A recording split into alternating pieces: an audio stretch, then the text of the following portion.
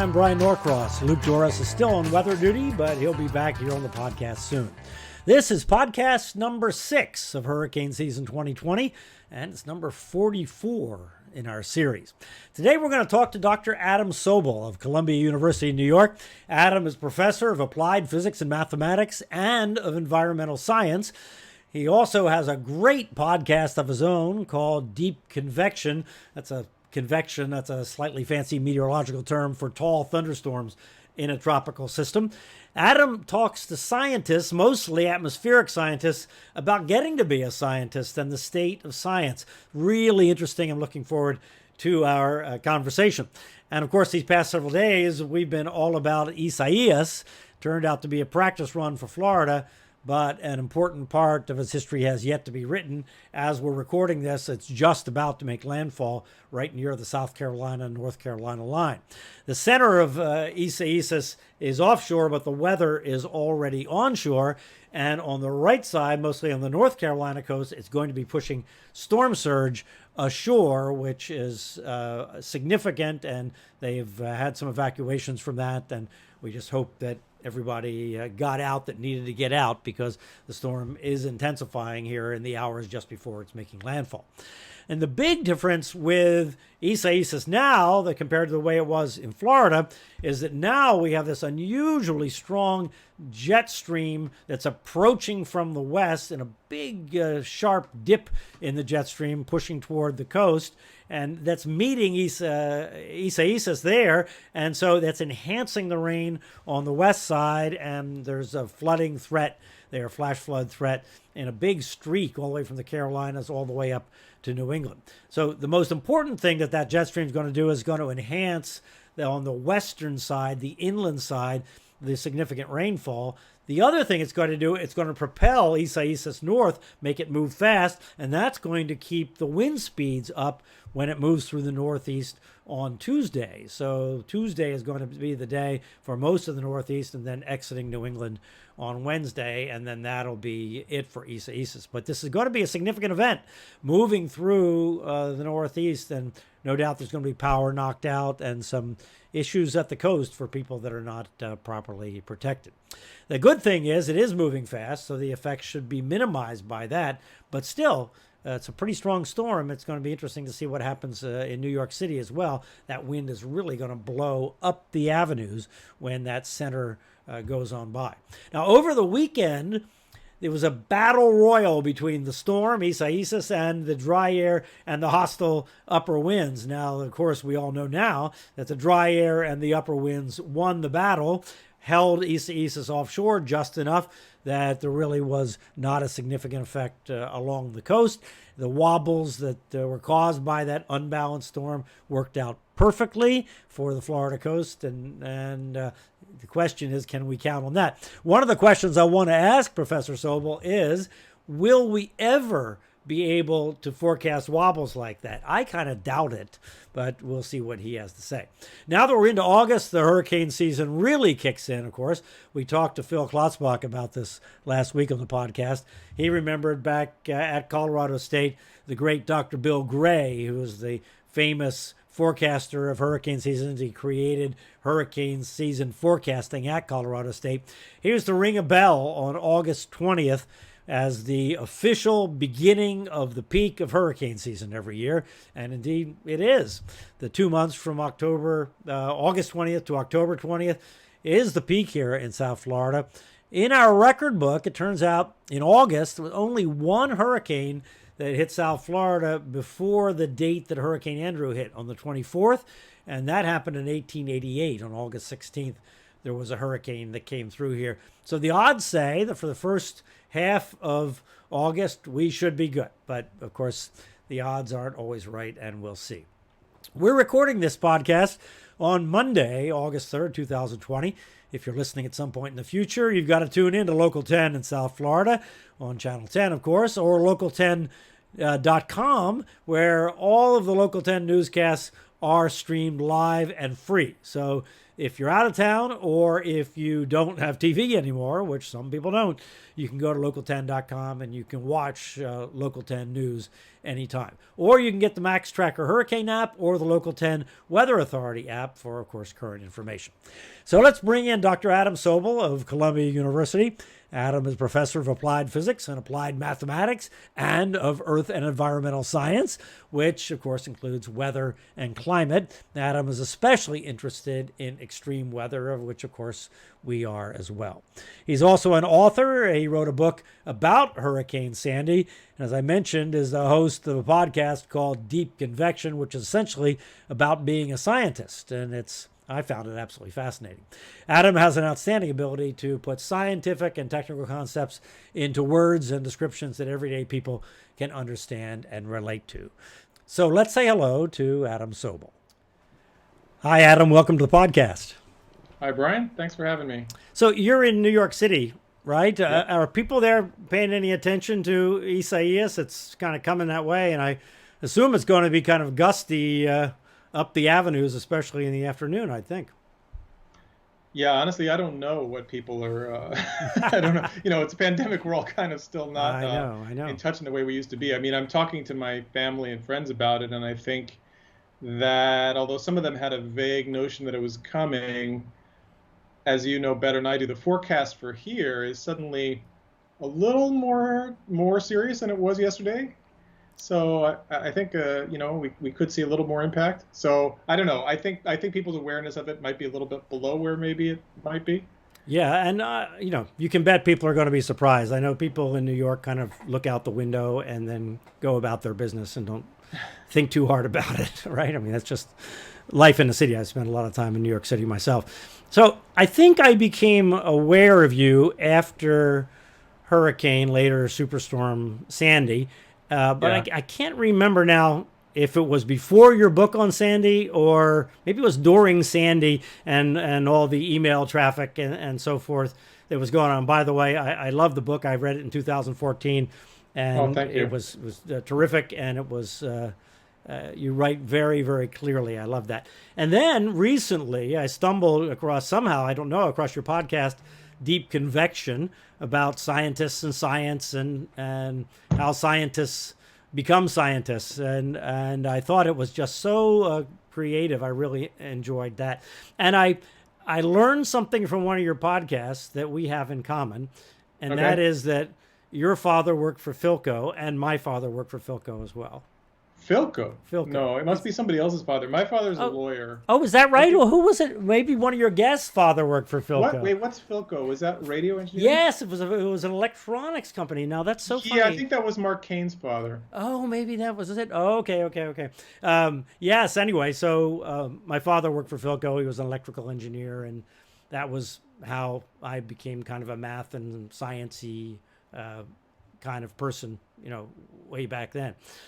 So let's go back to Isaias just a minute. The Florida coast here was saved by this jog, this little wobble in the track that happened. Of course, it's not uncommon for storms to wobble. Even intense storms wobble, maybe for different reasons than this weak one that had a big cluster of thunderstorms on one side and winds blowing over the top of it. So I raised the question earlier here in the podcast before I introduced you. Do you think we'll ever be able to forecast those wobbles? Yesterday morning, it was heading right for the Palm Beach County coast, wobbled to the right, changed the whole complexion of the threat. Do you think that's ever going to be possible, or is it down to the question of forecastability and chaos and all that kind of thing? That's a really good question. I mean, it is down to that question. I mean, that's the question you're asking, right? Right. What is predictable down to what scale? And it's like if there's tropical convection on what we call, the mesoscale or even, the small end of the mesoscale, and it, how far in advance can it be predicted? I mean, surely it can be predicted on a short time scale, right? There's some, if it, a few hours before when it starts to happen, if you get a plane through there and you can see it in the radar, I mean, there's got to be some, but the question is, can you predict it at a day or a few days? Yeah, so this thunderstorm activity so-called convection, to use your deep convection word, and it was really deep and tall and big blow-ups there on the east side. I mean, the Hurricane Center analyzed them to be happening about every 8 hours, right? And finally, they kind of got with the rhythm, right? And kind of used that rhythm to kind of forecast when it was going to re-intensify and when it was going to weaken. But how would you ever forecast that was going to happen in advance, like the day before even, that it was going to do that on an 8-hour schedule? Well, yeah, it's so interesting. I mean, because I read that too in the discussions where they were saying, like, I mean, as far as I know, there's no particular scientific reason that we know of or precedent for an 8-hour cycle. I mean, there's like diurnal cycles that are 24 hours, and there's, but they just sort of, you're right, they just sort of saw that happening and said, oh, well, let's keep going with it, which is an interesting way to forecast. I mean, but I think persistence, right? I think the question is, could numerical models catch it? Could the guidance, which is new computer models, initialized with data that's informed by all the data that they have, the satellites, and in the case of the Atlantic, the Hurricane Hunter flights and the radar and the drop zones and so on. Like, if you feed all that to the models, could they get it, a day or several days in advance somehow? Man, I don't know. It's I think I'm not completely read up on the literature on that, but my sense is it's at the edge of what may or may not be possible, like the predictability horizon. And it's wrapped up, not just in track wobbles, but I think intensity too. Exactly. Intensity forecasts too are going to depend on that same kind of thing. And I think my sense of the research, what we're seeing is that with the radar images and the data from the flights, if you can assimilate it well enough, quick enough, you can get a little more predictability than we had a few years ago. I mean, the intensity forecasts do seem to be improving a bit, and I suppose these track wobbles are begun the same kind of thing, but I don't think we know the answer to your question, how far in advance could we do it? Yeah, so I asked the folks at the Hurricane Research Division, NOAA's Hurricane Research Division, where you have people really trying to think out these problems here in Miami, this question, like, okay, we're doing all this work, we think there's progress in forecasting intensity, but it feels like it's kind of on a knife's edge, and feels like there are things in nature and just in the universe that are on a knife's edge. And by the definition of that, the predictability has got to be lower because the smallest thing can make it go the other way. And to me, this is such a fundamental issue in the future of weather forecasting and maybe even climate forecasting. Yeah, no, I think you're right. But I think it's partly a science issue per se and partly a communication issue, right? Because it could be that we'll never have accurate, deterministic forecasts of this kind of stuff multiple days ahead of time. But it could be that we get a little bit more of a clue of what the possibilities are and what the probabilities are, and that careful communication of that could, if the user, if the public learns to understand that, and my sense is that the Weather Service overall is a little shy about exposing people to that kind of information. I think people don't understand probabilities.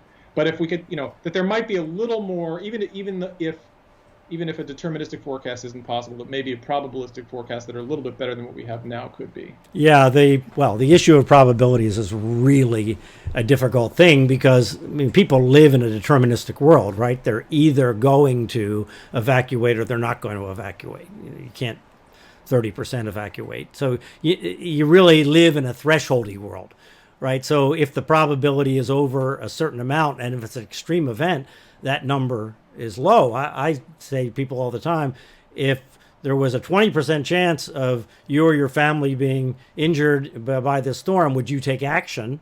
And of course, everybody says yes. It's a 10% chance. Well, yes. But how about a 5%? Where's the limit that your threshold for taking action if it's an extreme event? It's a pretty low number.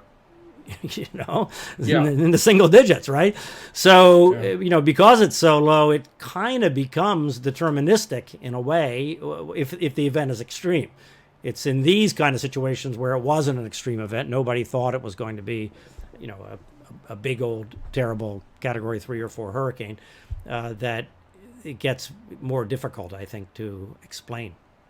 Well, I mean, you're right that decisions are binary. I mean, people have to make a decision to do X or not to do X, to evacuate or not to evacuate.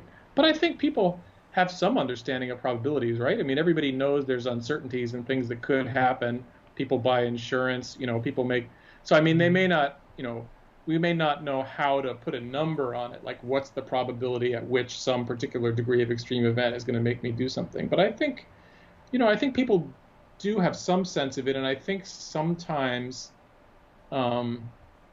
we could communicate it a little more. I mean, the example, maybe not so much with the hurricanes, but we've had, a few snowstorms in the last, 5 years, 10 years in New York City, where there was a big forecast of a big snowstorm and then it didn't happen.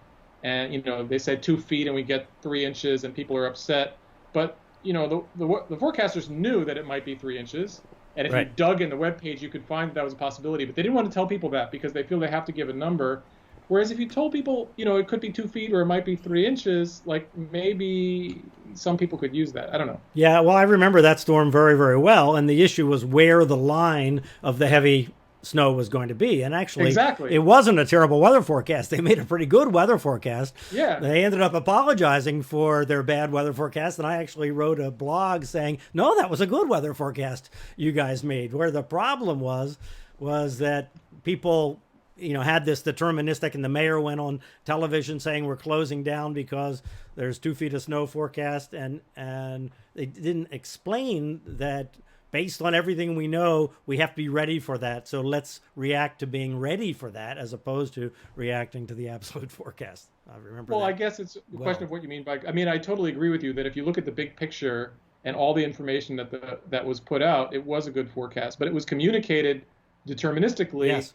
Whereas that wasn't the right way to read it. And I think it was just a question of, that was not an individual forecaster making a bad call. That's a Weather Service policy decision, not to hit people with that level of probability, not to tell them all the full range of what the forecasters know to be possible. And so you end up with those kind of situations. And I mean, the other thing is that I think needs, that you just said it a couple minutes ago, but we need to make clear to people is that, crying wolf, over forecasting, I think forecasters all around the world, not just in the U.S., are really afraid of this. They don't want to say like there's a small chance of something terrible happening when there isn't, or vice versa. They're really afraid of being wrong in a big way. But because the actual information is probabilistic, I mean, it's not like the forecasters misrepresenting it and they're not telling you like the real story. Exactly. It really is like that. That means if you make a deterministic forecast, which seems to be what is the standard practice around the world, this is going to happen. In other words, if people are doing the most responsible thing they can do, at least as we understand it today, then they're going to be wrong some part of the time. And so, it's a guaranteed. It doesn't mean the forecasters did anything wrong. It means they're doing it right. But it's so hard for people to get their head around that because they feel like they were told something and it didn't happen. So I think that's the challenge. And to me, I think the way to deal with it is to give the user a little more credit and tell them the probabilities, or if even not the probability, the full range of possibilities, a little more. Yeah, so I wrote about this issue because, obviously I've been in the public communications arena for a long time, and there has been a shift at the National Weather Service and the National Hurricane Center, which I think is for the good, that they have objectified this idea of making forecasts for this reasonable worst case. The problem is that on an average day, you make forecasts for what is most likely to happen. Most likely the high temperature is going to be 85 degrees. Now, it's not that, everybody that makes that forecast realizes, it could be 90, but we're not going to forecast 90 because that would be kind of misleading. We're going to forecast what we think is most likely. But when an extreme event is coming, now they use this 10% exceedance threshold thing. And so it's this reasonable worst case, not the absolute worst case, but the reasonable worst case. But they also call that a forecast, right? So it gets murky because in the same products you can actually have both kinds of forecasts, which I just think that intrinsically clouds the communications process. Not that I'm faulting them for going to a reasonable worst case, but we need to resolve this plan A, plan B way of making a forecast and make that clear so that people kind of get their minds around, okay, we're in plan B kind of forecast now because it's a potential extreme event. Yeah, that's true. I mean, you're right. It's a different kind of logic that kicks in these big events, and somehow we have to get across that that's the case. I mean, that the usual way you think about the forecast isn't the right way to think about it because this is an extreme situation. Right. I mean, the other thing that's interesting that's changed, of course, is I'm sure you know better than anybody, is that although the Hurricane Center themselves doesn't show it, the public now has a lot of ways to see the guidance itself. I mean, they can see spaghetti plots from all the models and all this kind of stuff, and they have this vague sense that there's the European and the whatever. And I mean, I think in some ways it would be good to show that, if the Hurricane Center would just show it, because, that's what they're drawing on to do it. And like the cone of uncertainty, of course, is not dynamic. It's based on historical errors. So some storms, the range of possibilities might be much narrower. In some other cases, it might be much wider. And the models sort of tell you that, but they don't want to show that. And I once talked to somebody there, and they said, yeah, we just don't think people understand it. And we know people are going to see it somewhere else. We just don't want it to come from us because, we've got to. And it's a tricky thing, but it's like there's so much information out there, and it can be misinterpreted. But well, that's an interesting thing you bring up. So what I do is I quite often, I did it today, as a matter of fact, put the spaghetti plots on top of the cone. And then sometimes they spread all over the place and go way off the cone. And I say, okay, that implies the fact that the cone may not be the right width for this storm. And sometimes they're in the center. But the thing about these spaghetti plots is if you sell the idea that if they're all kind of go in the same direction, that you have confidence in the forecast, right? I mean, that's a reasonable presumption. It's not always right, but it wasn't right with Dorian when it was down in the Caribbean, for example, but it's usually right. Usually if all the models kind of head in basically the same direction, it works. But it doesn't mean that 2 days, 3 days, 4 days in advance, there still isn't the error in the models, and having all those spaghetti plots all on top of one another kind of implies that there isn't error. The error still exists, and that's why the cone gets wider as you go. So spaghetti plots, if they spread out nicely in some kind of nice fan, then they tell a good story. When they all kind of lay on top of one another, they don't tell as good a story because they don't tell you anything about the intrinsic error in the model when you get into the future. Right, but what they are good for is that, when half of them go right and half of them go left, like in Sandy, or I think was it Joaquin? Joaquin, yes, like exactly.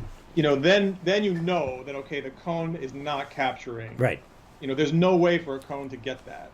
And right. So that's like useful information. I mean, the other sort of point that this is bringing up is that, like, whether it be, you making the forecasts on TV or the Hurricane Center issuing their official products, or even like me, I mean, I'm not a forecaster, but I occasionally write things in the newspaper or whatever.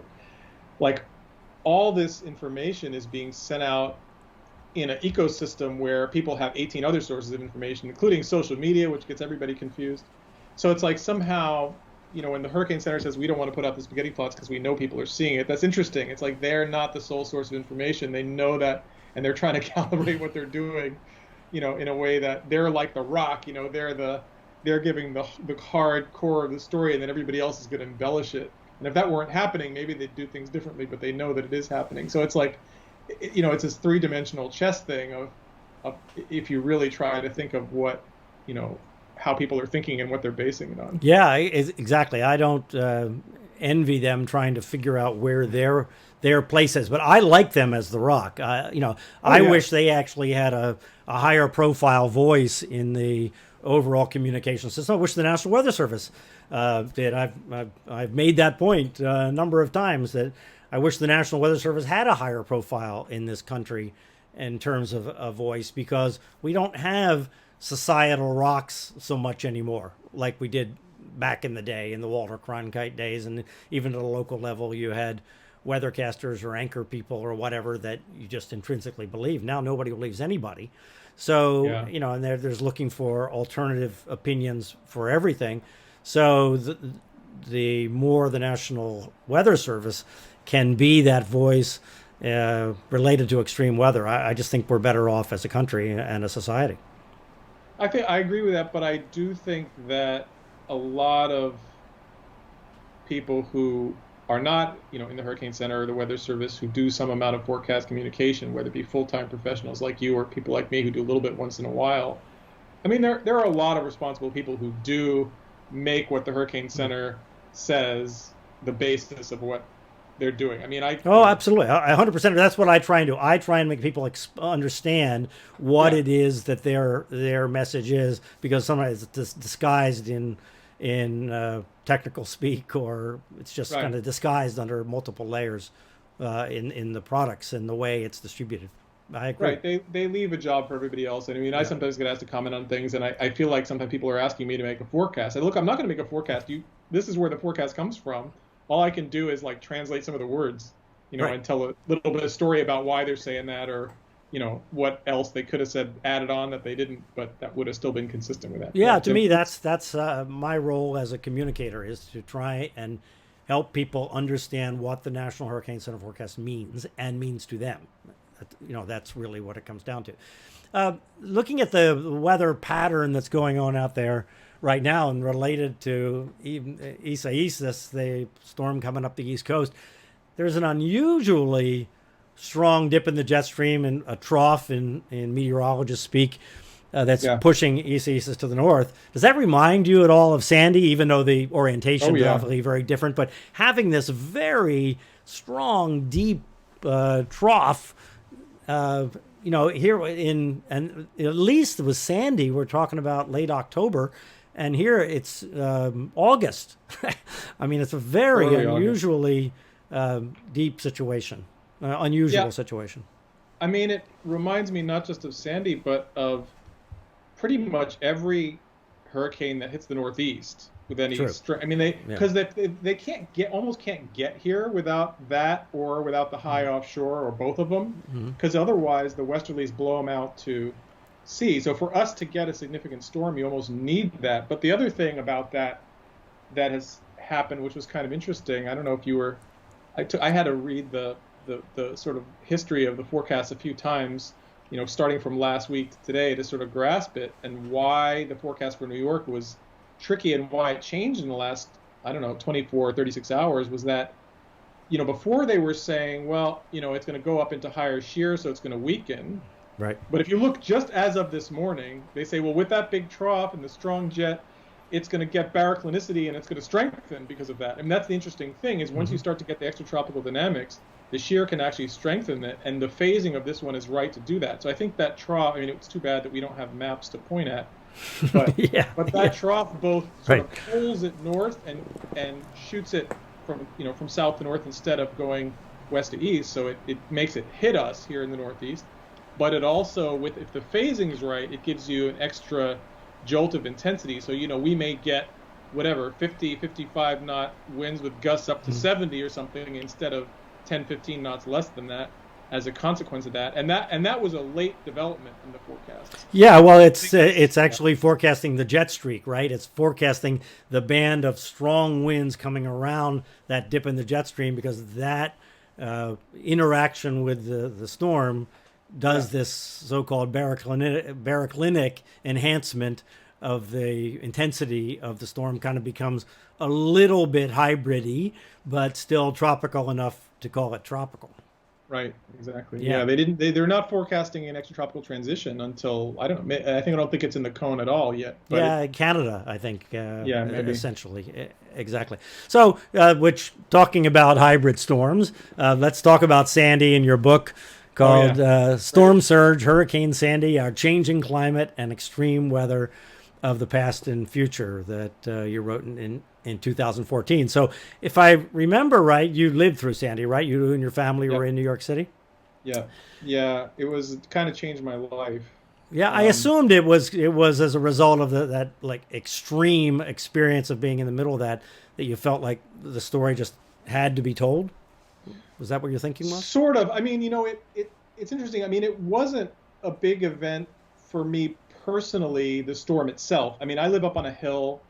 Um, I was in no danger of flooding. The winds here weren't that high. I did go out for a walk kind of at the night around the time of landfall, but I knew it wasn't even that stormy. I mean, I knew if anything was going to kill me, it was going to be a tree branch falling on my head. So I was watching out for that. And our power didn't go out. I was in the part of Manhattan where I was a few miles away from where that happened. What happened was it wasn't so much the storm itself. It was the fact that before the storm hit, I got a call or two to do an interview. First, I got one to do an interview on TV, like 5 days, maybe more than 5 days before landfall, before it was really obvious that it was really going to be a thing here. And then I just kept getting calls, and I was not somebody who had done a lot of media before that, and I ended up doing a huge amount. It made landfall on a Monday night, and all through that weekend, I was on the radio with Brian Lehrer, and all of a sudden, I was like, had this media, experience, and I'd never had that before. A frenzy, yes, I remember it well. Yeah, and I suddenly felt like, gee, people are interested in what I have to say all of a sudden. And at the same time, I've been studying hurricanes for years, and thinking about what they do, but thinking of it as a faraway thing. And here it is happening in my own hometown. And I knew, it was known exactly what could happen in New York City. I had been to meetings of the American Society of Civil Engineers where they talked about, after Katrina, about building storm surge barriers across New York Harbor. It was known that someday this was going to happen, but I thought, it might be in 200 years. I wasn't like prepared for it to be next week. And so, I had always wanted to write a book about something. And I had tried a couple times, and I didn't quite have the right idea, and I couldn't quite get it going. I couldn't convince anybody to be interested in publishing it. And then after about 2 weeks of this, because it kept going, and it just snowballed. After the storm, I was doing all these interviews and giving all these talks, and it was just suddenly I was living a different life than I had before for a couple of months. And after a couple of weeks of that, I thought, okay, I guess this universe is telling me this is what I should write a book about, because, apparently there's people wanted to know more about this. I first thought was like, oh, it's cheesy to write a book about a disaster that just happened. That's like, as a scientist, that seemed to me to be kind of lowbrow. But then I thought, but people keep asking me, questions about it that are answerable. At least some of them are. So yeah, that's what happened. Yeah, and it's not well understood. It just was not well understood while it was happening. It wasn't. It's still, in a significant degree, I don't think, well understood. You're right. I was at, I don't know how many seminars at meteorology conferences over the years talking about the vulnerability of the subways and the tunnels and what they would do if Lincoln Tunnel flooded, I remember. And certainly city officials knew that. But listening to Mayor Bloomberg while that was happening, they seemed to get wound around the axle of, well, it's not a hurricane really, so the storm surge won't be so bad. Were you like screaming at the TV? Yes, I think we all were. About the subways and all that, there was a report written at least as early as 1995. Yes. That spelled out exactly what would happen. Yes. What would happen. They took photos of like South Ferry subway station and other key things and drew lines, like the water could go up to here and it would flood everything. And then several more were done. Some of them were done by my colleagues here at Columbia, in the following decades.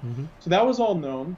And I think, but to give credit, I think the fact that was known did make a difference. You're right that in the short term, they got mixed up because of that, of the extratropical thing. There was about a 24-hour period where Bloomberg's people, even though they had apparently, I'm told they had a NOAA forecaster embedded in the agency, and Bloomberg was like the most savvy, yes, and a robust emergency management system and really smart people, and right, because of 9/11 and all that. But somehow they got mixed up by that, and there was, now NOAA has changed the practice that they will keep the hurricane warnings up for something that's undergoing extratropical transition, so it wouldn't happen today. But at that time, they got mixed up by that. They caught up about a day later, and they did the right things. But to give credit, I think, so I wrote about this a lot. It's true that the hybrid nature and the tricky aspect of the forecast and how that messed up it hadn't been accounted for in the forecast practices at the time, so that hurricane warnings were not issued for the city, even though the forecast was incredibly accurate. Yes, the forecast was incredible. It was perfect. They just didn't put hurricane at the top, and that mixed up Bloomberg. So it's easy to focus on that. But I think the fact that it had been studied, the problem had been studied for 20 years, did make a difference, because those studies had come up with recommendations of what to do. They had said, if this happens, shut down the subways a day at least, or a couple days ahead of time, get people out of the way, do evacuations, and they had the surge zones. In other words, all the steps to take had been outlined, so that and Bloomberg and his people knew that, so that when it happened, they didn't have to figure all that out, and they did the right things. They did them a little late, and they did a few things wrong. Not evacuating nursing homes was a problem because they didn't realize that the power was going to go out after. And they had 37 nursing homes right in the storm surge zone. It was that was the worst problem. Horrible. And of course, the other problem was that those reports also said we should invest in better protection for all these facilities that are going to flood. Build better walls. Elevate stuff. All that would have required long-term investment didn't happen, because it was seen as something that would happen someday. And it's this problem of the same problem as we have with climate change, that for every politician, it's way outside the horizon of their term. So it's sort of like hard to invest money in it historically, although maybe that'll be changing now. I don't know. But all that's true. But I think the science did have an impact. I think you saw a pretty good emergency response here, all things considered, because it had been researched ahead of time, compared to places where if that hadn't happened, it would have been worse. Well, and in New York, once bad things happen, you have all this brute force of money and people and expertise and all that you can actually handle these things that you couldn't handle in other places. I actually worked with the New York Times on trying to figure out what in the hell went wrong with these ultra smart people and a really dedicated set of structural government there to really try to do the right thing. And it came down to really two big things. One was that the National Weather Service forecasters that briefed them put at the end of their briefings every day, this is starting on the Thursday, so it happened Monday night, right? Came ashore Monday night. Starting on Thursday, and maybe it was even Wednesday, at the end of the briefing, they made an equivalency to Irene. Oh, yeah. And in Irene, the storm surge forecast was 4 to 8 feet. Yeah. In Sandy, the storm surge forecast was 4 to 8 feet. Well, it came in at 4 feet, 4.25 feet in Irene, and somehow it didn't, that next step of, could this one be 8 feet instead of, because they made that equivalency. So that was a big problem. So in fact, it was 9 in the end. It was 9 in the end, exactly. And then the other problem was that because Irene came in as a tropical storm, they didn't get reimbursed for all the evacuations because of the stupid FEMA policies that if it comes in as a hurricane, you get reimbursed, but they didn't get reimbursed. So the people that had to make these decisions on Friday is when they had to make the decisions for the nursing homes. That was what they said. They said they still hadn't gotten reimbursed, and they couldn't make themselves pull the trigger for something that seemed like it was going to be like Irene, had the same forecast as Irene, wasn't going to be a hurricane. All these things kind of converged and led to decisions that they were all well-intentioned decisions. Nobody was being lazy about it. They were fretting over this, I'm sure. But anyway, so that was what we learned in sort of sorting through the records. Well, I think you raised two important points.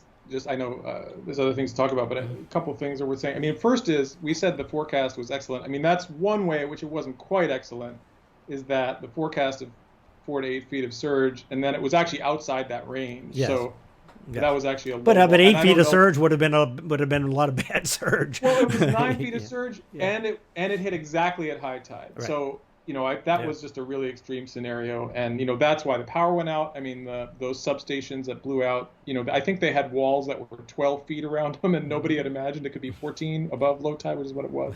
Yes. But the other thing, Irene the year before was an incredible stroke of bad luck, not just in terms of the decisions of the government and the emergency managers, but also individual people. I mean, quite a few people died because of that, because they had been through that. And as you say, the forecast was about the same. It was about as bad as Sandy. Nothing happened pretty much in the city, which was incredibly lucky. And the forecasters didn't do anything wrong there. I mean, as we just said, they made a reasonable forecast given the, they communicated the reasonable worst case scenario, and then it didn't materialize, and that's going to happen. But people, then when they get the exact same forecast only a year later, it was a very short, I mean, think of that, Right. two storms like that, 2 years in a row in New York City is like almost inconceivable historically. Right. So then, a lot of people didn't evacuate who should have. And, afterwards, I mean, I've been at, been at events with people from, on Long Island and elsewhere. They say, oh my God, because of Irene, I didn't evacuate. It's the stupidest decision of my life. I nearly died and, whatever. But that's what happened.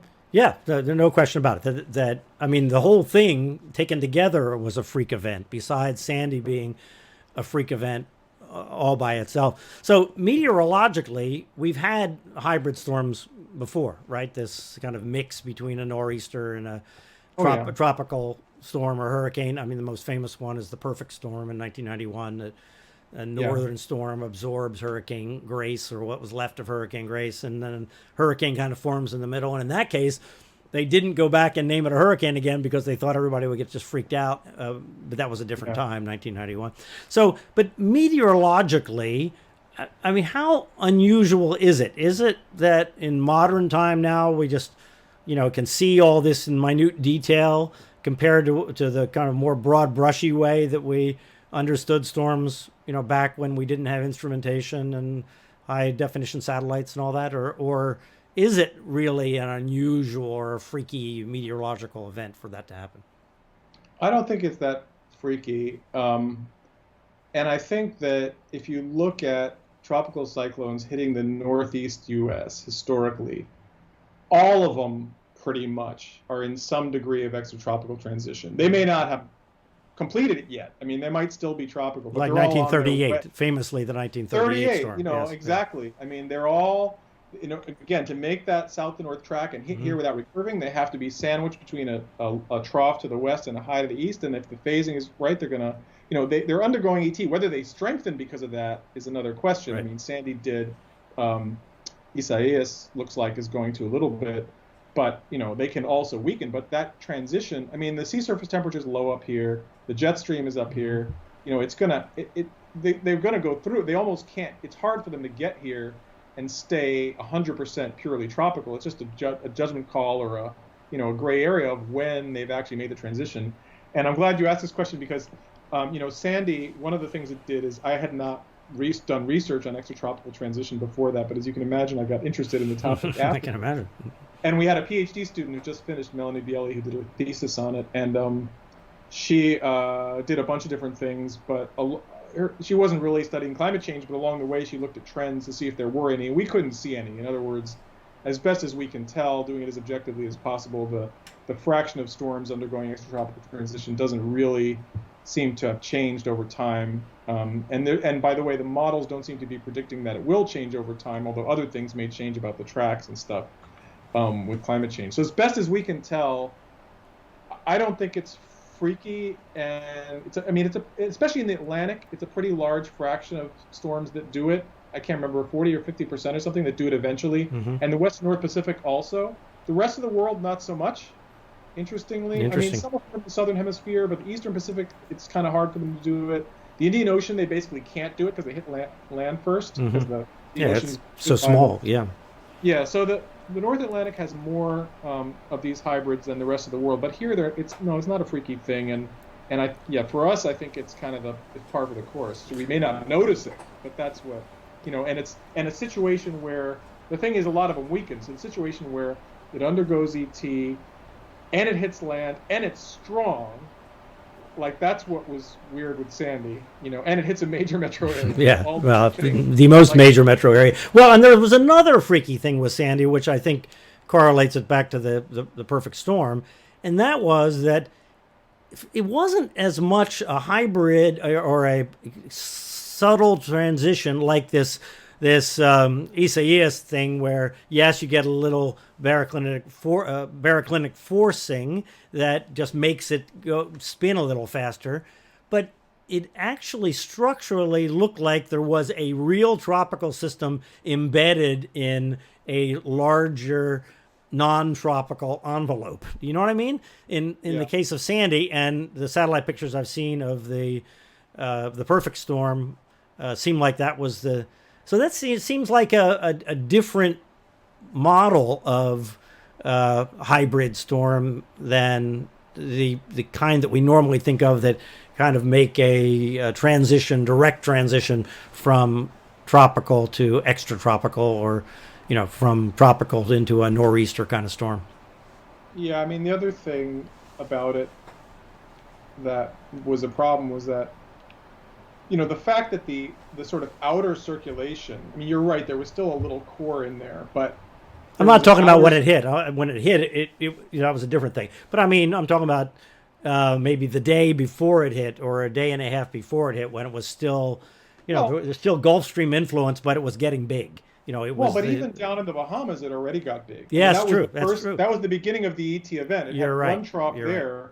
It got really big, and it stayed big, and then it got another jolt up here when it did the final merger with that other system. And so even though, the peak winds weren't that high, it was barely hurricane intensity at that time, but the circulation was so huge, and the angle, I mean, that was the really unusual thing, was the angle it came in, was what made the storm surge so bad. And that was, the forecasters pretty much knew that, although the surge forecast was a little low. But, it was sort of like, I mean, there hadn't been a surge event like that in New York City in at least 200 years. I mean, 1821 was the last one. And that was a very different kind of thing. That was a straight up Broadway kind of a storm, right? Right. That's my understanding. And, the data isn't as good. I don't know, right. But the city wasn't, had many, many fewer people, et cetera. It wasn't, it's interesting. It's hard to find anything in history books about that. I've tried, but it was probably about as bad as Sandy, but because there was, the city had 100,000 people instead of 8 million, and there was no subways, no power, not as much stuff to break.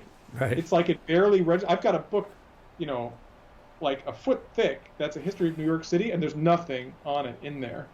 So, but the point is, like, meteorologically, it was, the models predicted it, the forecasters understood it, it was fine. But in terms of people's experience in New York City, because we're in this corner, I mean, Long Island, and southern New England's a different story, right? They have 38 and a whole bunch of other storms. But here, we're in such a corner that it's kind of hard to get in here and do a lot of damage for a hurricane. So that was just it was just hard for people to grasp it. I remember,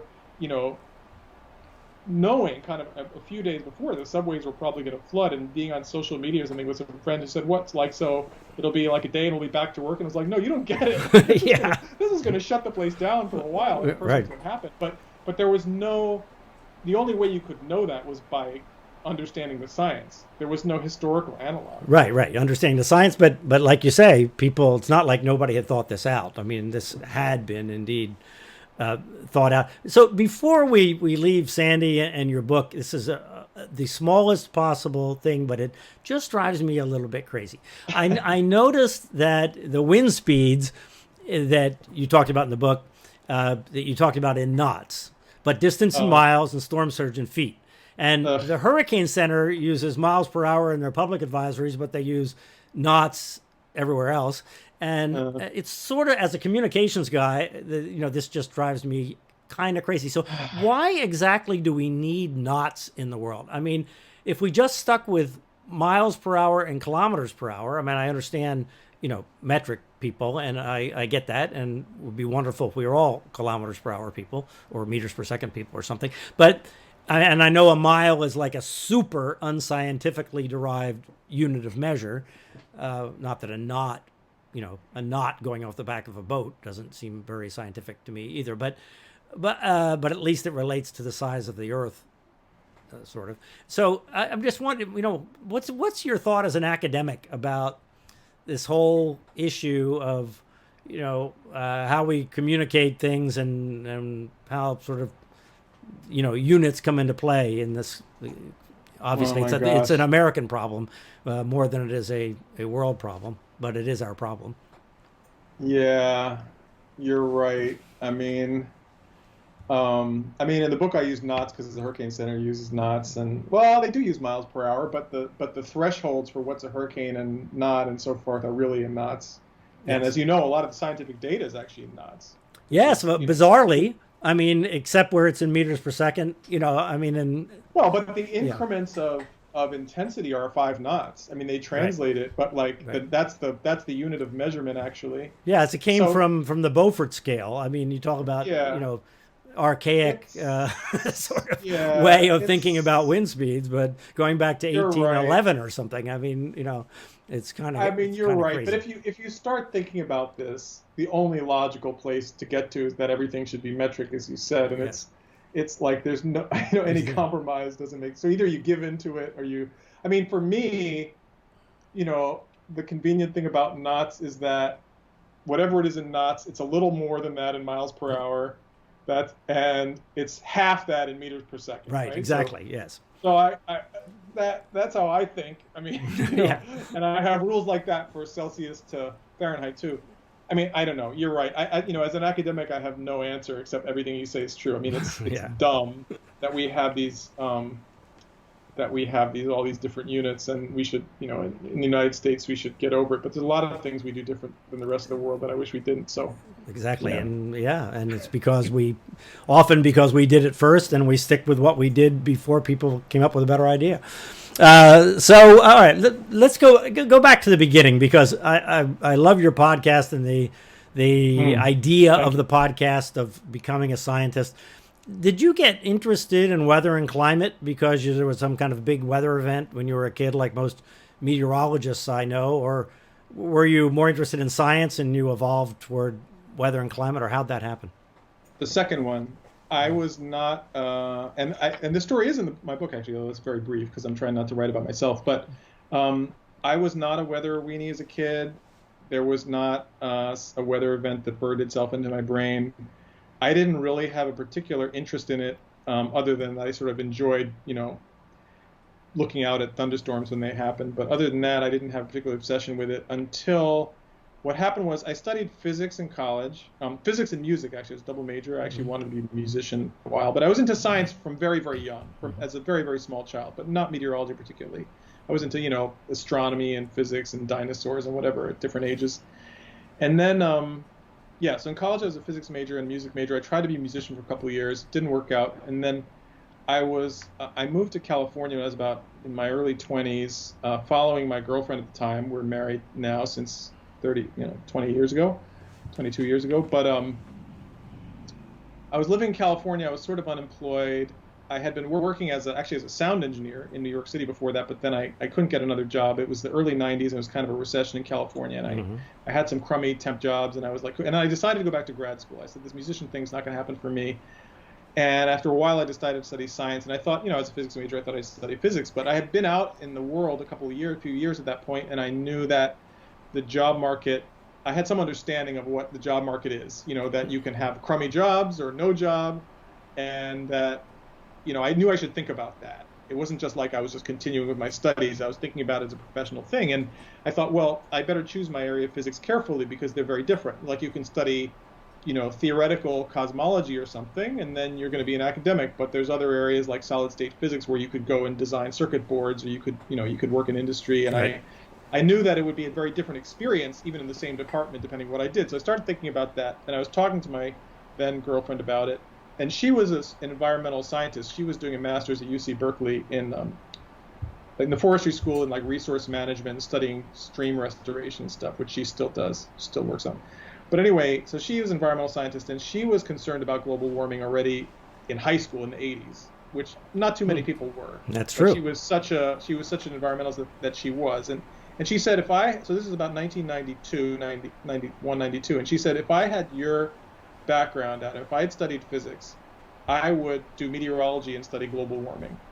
And I said, it seems kind of boring. I mean, I believed in global warming even at the time, but it just seemed like, okay, the planet's warm because we have CO2, so you add more CO2, it gets warmer. Like, how is that an exciting scientific, coming from physics where you have all these kind of brain twisting things like relativity and quantum mechanics, it just didn't seem sexy to me. But I started researching it, and she actually had an uncle who worked for the FAA in Monterey, and he knew a lot of meteorologists.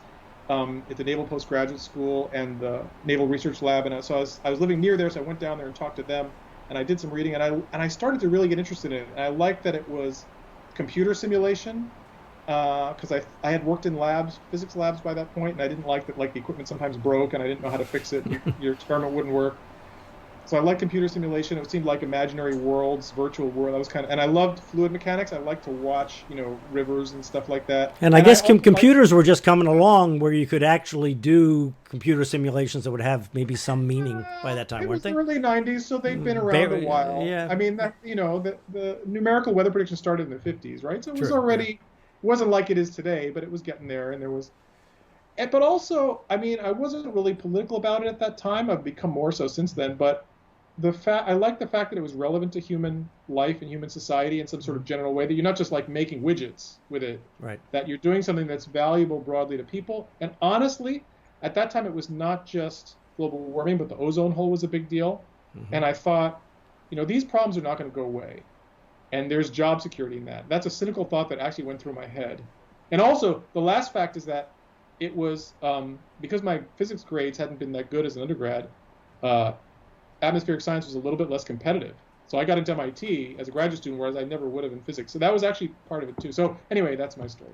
Oh, fascinating. Well, so which gets me to the question about becoming a scientist. Is it different now for young people, the ones that you encounter that come to Columbia, and do they come in and say, I want to be a scientist? Or is the process, has it evolved over the years to something different? Right. That's a great question. And I'm happy. I mean, first of all, thank you for letting me plug the podcast. It's called Deep Convection. And I talk to other climate scientists about a lot of things, but not just science, but especially how they got into it. And I ask almost everybody this question of not just how they got into it, but because global warming has so kind of taken over our consciousness in this field, and I think rightly so. I asked people, did you get into this field with some amount of social consciousness? Did you think that you were going to solve the world's problems, or were you just a science nerd and you just ended up in it? And most people say number two. Most people have said to me, now these are people generally of my age or older, but in my experience, it's true even of my recent graduate students who are like, they might be in their early 30s, by the time they finish, or late 20s, that they didn't get into it to save the world. They got into it because they were just science nerds, or maybe they were weather weenies, whatever. But the fact that they ended up in this particular field is an accident, or whatever their accident, whatever it might have been in their case. There's a small number of exceptions to that, but that's the case. However, I do think it is changing just now with this youngest generation. I think there are kids coming into the field now who are a much higher proportion of them are coming into it because the climate problem really concerns them, and they want to be engaged with it somehow. And an interesting question, that's the next question you might ask, is like, if you believe that climate change is a huge problem for the world, and I absolutely am 100% convinced of that, such that I'm bringing it up when you didn't even ask me. I was going to ask you. Another question is, are you helping by becoming a scientist? I mean, is it a science problem anymore? And I think to first order, the answer is no. No, I mean, in other right. words, I agree with you. I mean, not entirely. I think when it comes to, I'm actually writing an essay about this, so I'm just going to talk about it for a second. I think for climate adaptation, that the science does matter. So climate adaptation means, helping people deal with the effects of it. And I would include any kind of forecast in the adaptation, realm, in the sense that you're letting people you're not trying to change what's happening, you're trying to let people decide what to do about it. And I think for that, there is still a role for scientists, although the kind of science you have to do might be a little bit different than we might have done historically. But when it comes to mitigation, which is, trying to reduce greenhouse gas emissions to make the world better, to reduce the extent to which global warming happens, we already know enough to do that. And the problem is political. So it's political and communicating it and getting it to filter down into people's psyche so that it actually becomes a settled thought with them. But for the younger people, I agree with you that I don't know any young people that don't accept the climate threat and that is just a fundamental aspect of the future that has to be dealt with. But do you encounter undergraduates? Did you encounter kids when they first come into school in your role there at Columbia? When my kids were in high school, I went and spoke to their class about meteorology and science and whatnot. And I remember half of the class was not at all interested in the fact I was there, and the other half, split right down the middle, were extremely interested. And I thought, boy, at least that group over there, they're already thinking about things at a different level than I was when I was in high school. And I'm just wondering if you have a sense that there are kids coming out of high school now that have really thought out things that maybe we didn't think about until we were much older, about how their path in the future is going to go. Are you asking about how they feel about climate change, or climate change, or about their career choices? Yeah, well, I mean, the idea that they've made career choices in high school, which I mean, not that I didn't have ideas in high school what I wanted to do, but I just don't feel like they were as focused as some high school students that I encounter and some young people I encounter. Not all by any means, but I find that there's a group of, or some strata of people in high schools, even here in Miami-Dade County, which has some great public high schools, that have just are having kind of adult thoughts about how to solve big world problems. That more than in the past, seems to me. I think you're right. I mean, I think there's a couple different things going on there. And I don't have any statistics to back this up, but it is my impression from teaching undergraduates that, first of all, I think overall the ones I teach, I mean, Columbia is a highfalutin university and it's hard to get in here, so they're very academically, they have very, very, very strong academic records. Whatever else other advantages they may have had, they've all worked hard to get here, and so take that as it may. But compared to similar groups of students 20 or 30 years ago, I think, first of all, they're more pre-professional. I think they're thinking more concretely about their careers, certainly than I did. Yeah. But a lot of my friends did. We were just kind of, you went to college and you think big thoughts and take interesting classes, but at some point you get out and it's like, oh my God, I have to do something. But I think it's partly because college costs so much more in real dollars than it did, although it was expensive back then, but it's way more expensive now. Right. People have stress over that. Maybe it's partly the sort of sense that our kids' future won't be as good as ours was, and so everybody feels like their sort of place in the hierarchy is slipping, and everybody's stressed out over that. I don't know what it is, but I think first of all, they're more pre-professional, and that's true whether they're socially conscious or not. But there is also a large group that is socially conscious. I mean, look at this youth climate movement, right? It's an amazing thing. I mean, there was politically active kids in my day for sure. I knew plenty of them, and I was not one of the most politically active myself, but I was a little bit because of it. It was around me, and I kind of got, I was a little bit involved in South Africa, the divestment movement and stuff like that. So there was political activism, but like the youth climate movement is not just kids are politically active; they are leading it, right? It has changed the whole debate. High school kids. And like we have 16-year-old leading the world to some degree in the idea of climate awareness. I mean, it really is. It really is stunning. It's like, okay, the adults have screwed this up really badly. It's like the kids, have kind of decided to take over. It's an amazing thing to see. Yeah, I think it's true. Part of it might be social media. I don't know what it is, but I think you're right. There is that. It's not all of them, but there is definitely a substantial group that is a little bit engaged in a different way than most of my generation was, and they're some of them are making career decisions based on that. Yeah. When I was in college, I mean, I'm older than you, and so I was there for Vietnam War protests and the Gay Liberation Front and every kind of liberation front that you could have. I mean, there were real groups of people on campus, and there were troops on campus, and there was it was all during that period of time. And so obviously those were young people. Those were all students that were uber politically engaged back then. And then there was this, kind of, complacency, or it it changed, right? When we got into the 70s and the 80s, and now you feel some of that energy that existed back then in the late 60s and early 70s that to some degree was sparked by outrage over Vietnam. I think that spilled over into other arenas. But anyway, it is interesting. But the way that your career evolved and the way that I think most of the people that you talk to in your podcast evolved, where they started going in one direction and then they eventually came around to their direction where they made these accomplishments and they studied phenomena and they solved scientific problems and so forth, and they ended up concentrating in something different than where they started.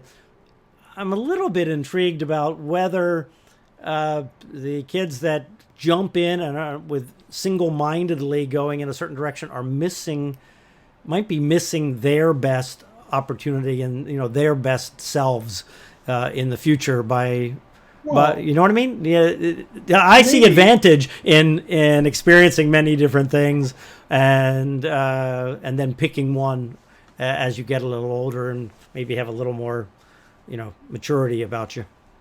Yeah, maybe, but just because some of these kids have more confidence than we did about their direction when they're young doesn't mean they're not going to still go through that. I mean, it doesn't mean that they're going to keep in the direction they think they are. They may have the same process. I want to tell you one more story about this. I mean, I think besides the other thing I've learned by talking to people is that I'm not alone in not just that, my career has evolved in different, ways. I mean, the last 20 years it hasn't really evolved. I've been doing the same thing, but what has evolved is that I've become more politicized about the climate problem. I think that's true of a lot of my colleagues, and that reflects that the world has become more politicized about it, and we've started to feel like, what are we doing here? The whatever we've been doing hasn't been working. We've been saying this for a long time, and we're all kind of realizing, that something has to change about this, and our role as scientists is kind of driving us to, how people respond to it in different ways, but this is happening, and for the young people, they're coming into it politicized.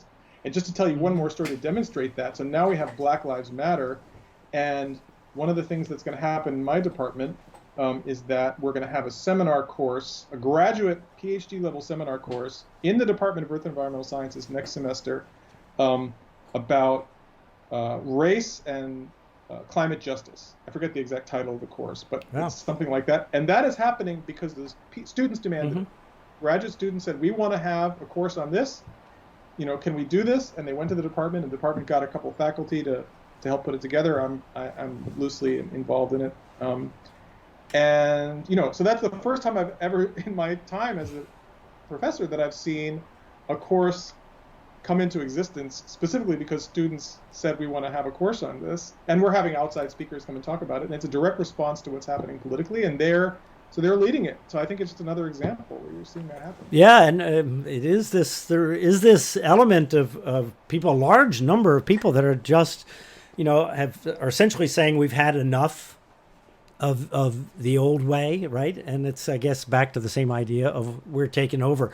But obviously, of the students that come, although you're at Columbia University, not at Florida State, where I went to school, and no doubt there are different kinds of students that go to these different schools. But my sense is that the part of the incoming students that is politically active now is just bigger than it was. But I wonder, do you still at all in your dealing with undergraduate students, do you deal with any young people that are starting at zero on sort of their understanding of the climate threat and the basic issues involved? I don't know. I mean, I've taught for a few years our beginning undergraduate climate course. So it's like climate science for people that haven't had any before. It's not even really that much about global warming. It's sort of the fundamentals you need to understand, to put global warming in context. And then we do it a little bit, but it's just how the climate system works. And there's no calculus in it, so it's taken by earth science majors, but it's also taken by English majors and stuff because it satisfies a basic science requirement. And so that's maybe a representative group. I also teach applied math to undergraduates, so those are more tech science and math. Of course, in the first class they're taking a climate class, so maybe Yeah, they have that's some true. interest, intrinsic interest, fundamental Right. interest in it. But I guess the basic answer is, I only know if they come and talk to me in my office or something, or they come after class and say Hmm. something. Otherwise, I don't really know what their prior background is.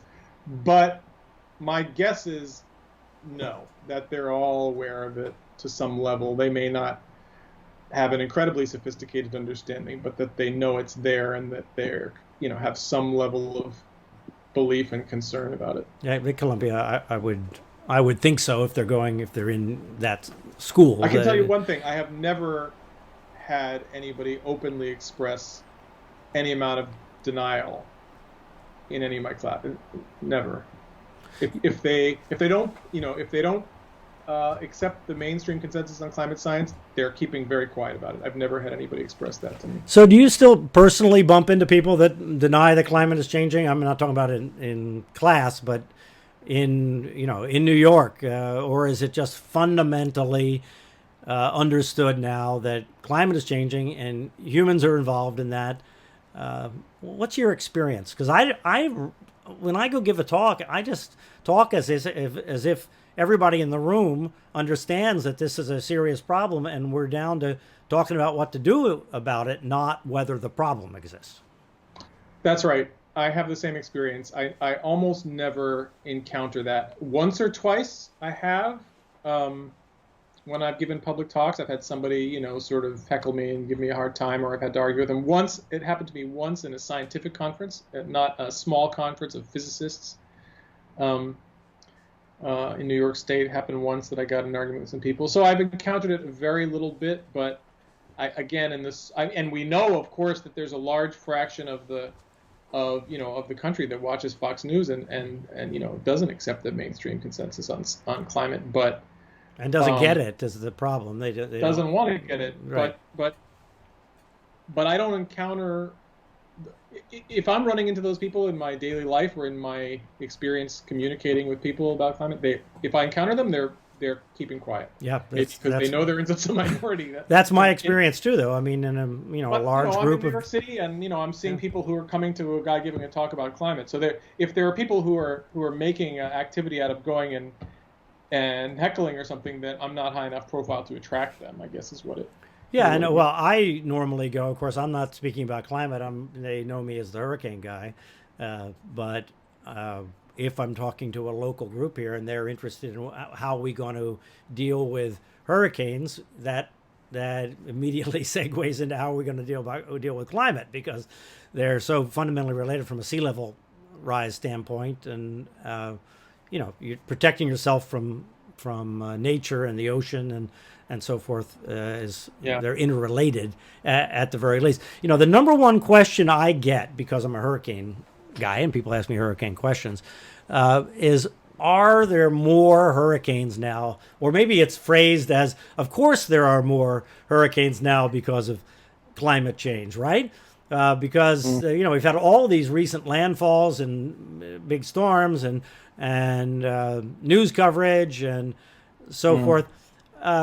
But and I say, well, if you'd been around here in the 40s, there were 5 Category 4 hurricanes in 6 years, right here, right, and not to mention some other smaller storms. And if you'd been around in the 20s, you wouldn't have believed what happened in the late 20s right here.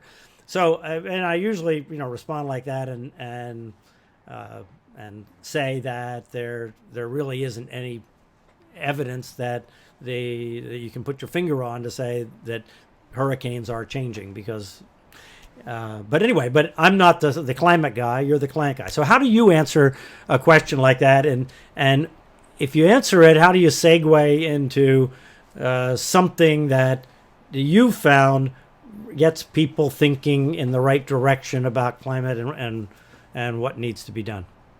Yeah, I've spent so much time talking and writing about this. First of all, I think, are hurricanes changing is a different question from, are there more hurricanes? So I think there's a lot of evidence that hurricanes are changing. It's not 100% conclusive, mostly because there aren't that many hurricanes in the world, and so the data's inherently not that much. If you want to ask what's happening to temperature, you have a measurement of temperature everywhere in the world all the time. So there's a huge amount of data, whereas there's very few hurricanes. So the statistics are just naturally noisier. And of course, we care about Atlantic hurricanes, which is a super subset of tropical systems all over the world too, right? I mean, you're talking about a dozen or maybe 24 in an extreme year. So so I think there's a couple different things going on. One is I think there's a lot of evidence that hurricanes are producing more rain, and also that on average the winds are strengthening and we're getting more high extremes. Now, whether that passes all the significance tests is another question, but I think we look at these things in a very conservative way. So if you go to the NOAA webpage, you can find statements that we haven't yet detected a change in hurricane, whatever property of hurricanes it is.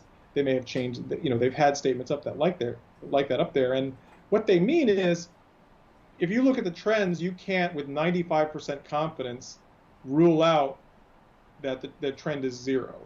That there's no global warming signal. Yeah, there's natural. It's a natural kind of fluctuation, possibly. Well, natural fluctuation is another thing. We should come back to that in a second. But you can't 100% rule out that there's no, the null hypothesis that there is no trend due to human activity. But you don't think like that about risk in any other way. Like if you were issuing a hurricane forecast, would you say, well, I can't rule out with 95% confidence that you won't get hit by a hurricane, so don't worry about it. You don't think like that. You give the range of possibilities and the evidence you have for each one and what your best guess is. And our best guess, and it's not just a guess, there's a lot of information behind it, not just from observations, but from what we understand physically about the physics of hurricanes, as well as all the computer models we have, is that they are getting stronger and producing stronger winds, as well as definitely producing more coastal flooding, because, as you said, sea level is going up. So I think all those things are true, and the way we frame it is way too conservative.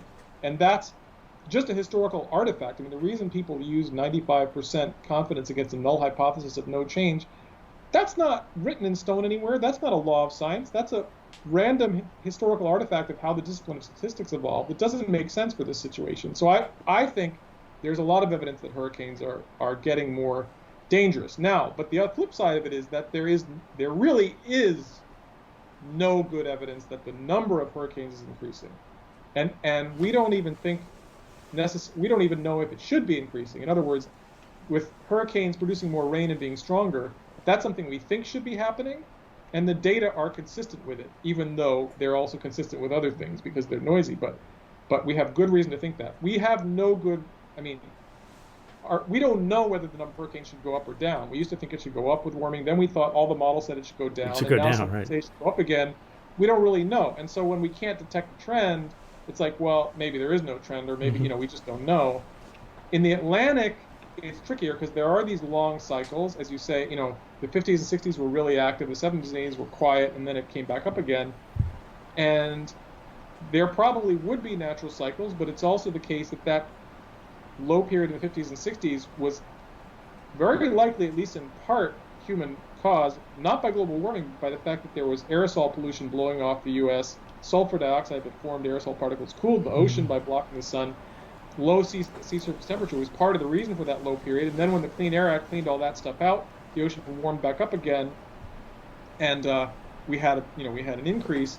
And if you believe that's true, then the implication is that may not go back down again the way it did before. So the Atlantic, and that's the Atlantic in particular. That's not a global story. That's the Atlantic story. So what looks like a natural cycle may not have been a natural cycle, and we may stay high, for a while or forever. I don't know. And the models. The other thing is that going forward, if you look at the projections in the models, the climate models, that is, they look like they want to reduce hurricanes in the Atlantic because they get more wind shear because the Pacific looks El Nino-like, sort of permanently in the models in the future. And there's now good evidence from some of my colleagues here at Columbia that the models may be wrong about that. That there's just like you talked about the cone, that when you have models that all agree, they could still be wrong. That could be happening with climate models. The fact that they all go El Nino-like in the Pacific is now understood to be, first of all, at odds with observations. The real Pacific has not done that yet. And it's 20 years ago, and my colleagues, this is Mark Kane and Richard Seeger at Lamont, Amy Clement, who used to be here, she's now been at Miami for 20 years, and you may more. But they made this argument 20 years ago, and it's become much more compelling because history has gone their way, that it looks more La Nina-like than El Nino-like, and they have a very compelling argument for not just that the models are wrong, but why they're wrong. And if that's the case, the future looks worse for the Atlantic than we have thought, and then worse than the models are saying. So it's a complicated story, but and it's tricky because, of course, it still could be that the number of hurricanes goes down because of global warming. And if that happens, even if they're all stronger and produce more rain, if there's fewer of them, what the net risk is a little tricky to evaluate. So it's not the simplest story. I mean, hurricanes are not the simplest story with climate change, and I think the way I say it is, if it's another precautionary thing, and like if you don't know which way it's going to go, but there's a decent chance things get worse, plan for it to be worse. Yeah, I mean, plus hurricanes are not the only reason to be worried about global warming, and I don't think they're the main one. I mean, I think there's a lot of things that are much more certain, to be bad outcomes. But I think the hurricane story is not, it's not as simple as we don't detect any trend. You hear a lot of our colleagues saying that. I think a lot of us are way too conservative about it. Well, and what studying South Florida hurricanes tells you is that, let's say that they're 5%. Let's say they're 10% stronger, right? I mean, like, that's a lot. But let's just say they were. Well, the fact is, big, bad, terrible hurricanes have happened here one after the other, after the other, after the other. Seven times in the first 7 decades of the 20th century. The eye of a hurricane came over downtown Miami. The eye 7 times in 7 decades, right?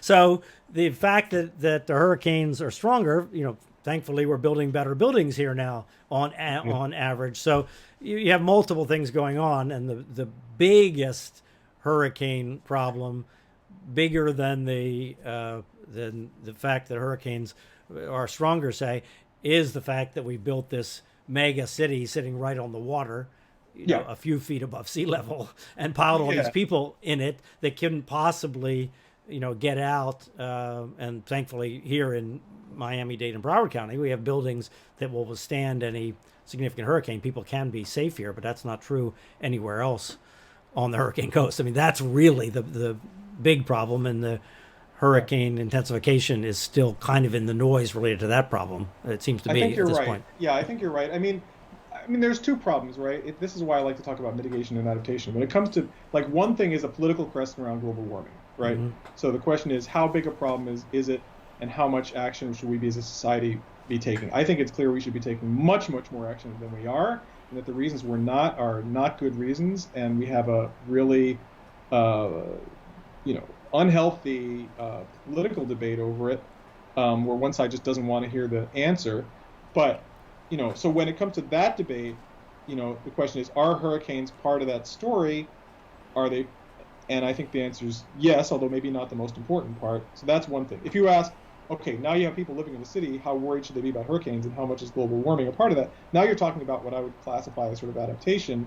And I think you're right. I mean, the global warming signal is still, at this time, small compared to the effects of risky development in coastal areas and all that. That may not be true 100 years from now, or even 20 years from now, but you're right. I mean, you don't need global warming to have a problem. You have a big problem. I mean, the problem is sitting here right in front of me, right here. So I wasn't going to go there, but it's such an interesting topic, and we do need to wrap up. But I want to go back to what you said about the AMO, the Atlantic Multi-Decadal Oscillation, this idea that we have these eras of more hurricanes and then an era of fewer, era of more, era of fewer going back. So, since 1995, clearly there have been more hurricanes in the Atlantic, and from 1969-ish, I guess, to 94, there were fewer in numbers, and then you go back before that, and it gets a little bit murky when the maximum that ended in 69 or so, when did that really start? 26, I guess, was the first year. And then you go back, and it seems like early in the century there were fewer. But if you go back into the late 19th century, it's really hard to figure out what's going on there, because the late 19th century was a super busy time. A lot of hurricanes happened. 1886, 1893. I mean, like, a lot of hurricanes happened, and big landfalling hurricanes. So I've wondered how much proof we have statistically, and I'm not a statistician, so this is totally just my sense of it, that we have, looking back, we think we're in a plus, we had a minus, we can kind of figure out another plus, we can kind of figure out another minus, and then we can't really figure out anything. So, do we have enough evidence, even though Dr. Bill Gray came up with a perfectly reasonable explanation about the circulation of the Earth, in the oceans, the Gulf Stream going up, and the thermohaline circulation, and the salt, and the way the salinity increases and decreases and so forth in a cyclical way. It was a perfectly reasonable explanation that I believed, but I just wonder, and I've heard exactly the discussion that you talked about of the other things that have been going on in the world and changing the atmosphere that might be influencing this change. I just wonder if we really statistically have enough proof to demonstrate that this is a fundamental Earth system, this up and down nature of the Atlantic. Right. So I guess, I mean, a way to paraphrase the question is the Atlantic multi-decadal oscillation really an oscillation in the sense of something that goes back and forth with a well-defined frequency? Yeah, or even if we can't pin exactly the frequency, at least it goes back and forth over, we've said for a long time, 25 to 40 years, right? Sounds like a pretty rough edge. I mean, the first thing is that, the hurricanes pretty much track with the sea surface temperature. So you don't only have to look at the hurricanes, you can look at the sea surface temperature, and that gives you a little more data, going back a little further. It's still, you go back hundreds of years and it still gets pretty murky, but there is some evidence there. I'm not really prepared to make the argument about how well defined the frequency is and whether it's truly an oscillation or not.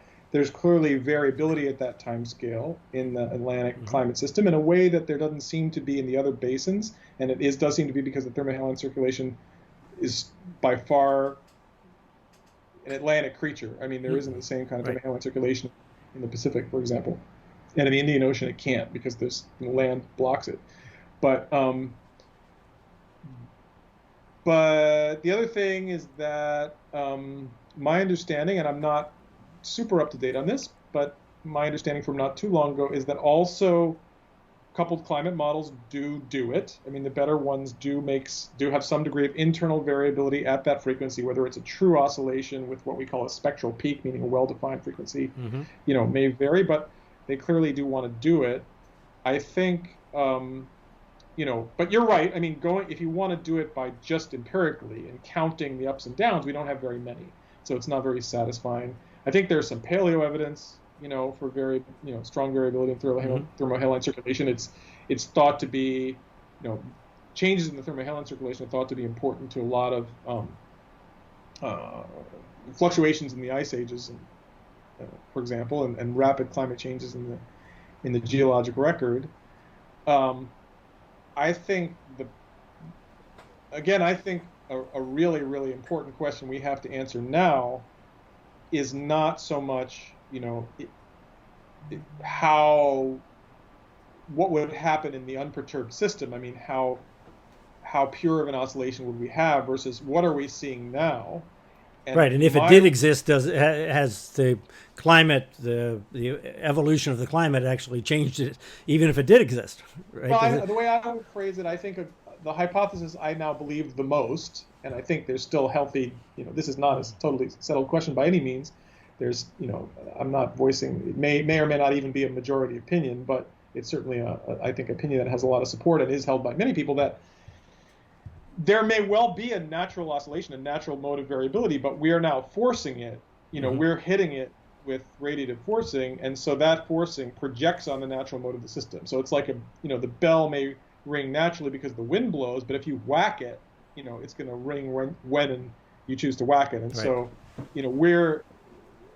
it is a force system, and the relative roles of the natural internal dynamics and the forcing is really the critical question for knowing what's going to happen in the future.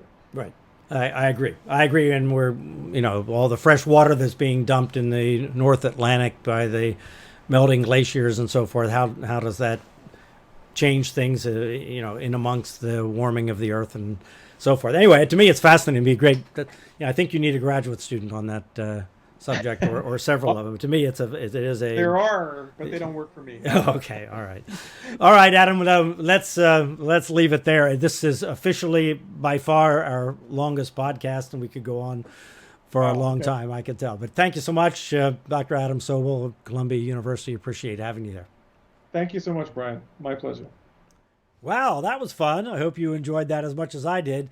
Dr. Adam Sobel, professor in physics and math and environmental science at Columbia University. That set a record for our longest podcast, and I felt like we could have talked for another hour easy. That was great. All right, next week on the podcast, we have another great one. This is Dr. Louis Uccellini is going to be with us. He's the director of the National Weather Service. Louis has a tremendous background in many facets of meteorology. Everybody in the meteorology business knows Louis. Has been around a long time, almost as long as me, and a perspective on the science of meteorology and the practical aspects of forecasting the daily weather and warning for extreme weather that few other people have. He leads the organization that makes possible what all of us in the weather business do every day. So I hope you'll join us next week for a conversation with Dr. Louis Uccellini. I can't wait for that. That's it for this week. For Luke Doris, I'm Bryan Norcross. As always, we'll see you on Local 10 in South Florida or on local10.com, anywhere you punch up local10.com. Be well, stay safe, and wear a mask, please. Thank you.